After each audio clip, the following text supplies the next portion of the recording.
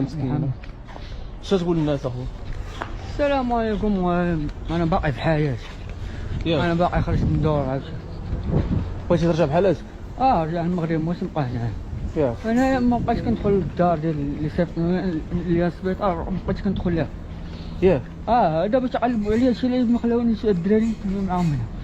هادشي جاب دينا مسكاش يدوزوا كل خطر. ودابا انت صافي قررتي ترجع بحالاتك؟ قررت نرجع المغرب. علاش؟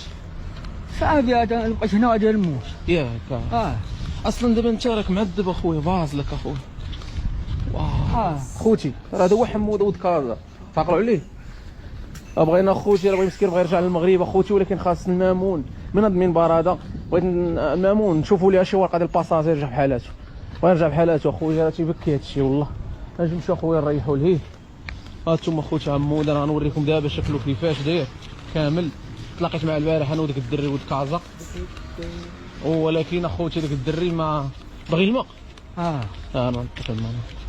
الماء ديال الرقيه هذا ماشي الماء ديال القران بارد. شكون بارد؟ الطريق اجي نمشي نشري لك قرعه الماء. قرعه بارد احسن. وشنو في يدك هنا؟ مارسه ولكن ما بقاتش. ولكن اش وقع لك في صباعك؟ سير من الكعب. شحال بقيتي ديال الوقت مني تحركتي؟ 8 شهور 8 شهور. 8 شهور. دخلت نهار شهر 9 نهار 17. وبقيتي 8 شهور وقلتي لي تحاول تهرب اليوم. صافي تلقاو لي بلاصه. اليوم ما صيفطوا لي الحوايج وقال اليوم ما تلقاوش. انا بدات تتبع الغابه الشام وصافي. من وراء المره الاولى شدوك، المره الثانيه شدوك، المره الثالثه هربتي. المره الثانيه ما بغاوش يخلوني نخرج للزنقه.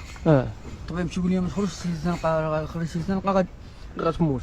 الدوده ترجع للبليه. والدود انا كنبكي وكنقول له لا بغيت نخرج. قال لك البليه غتزيد تحيي عليك المرض ياك.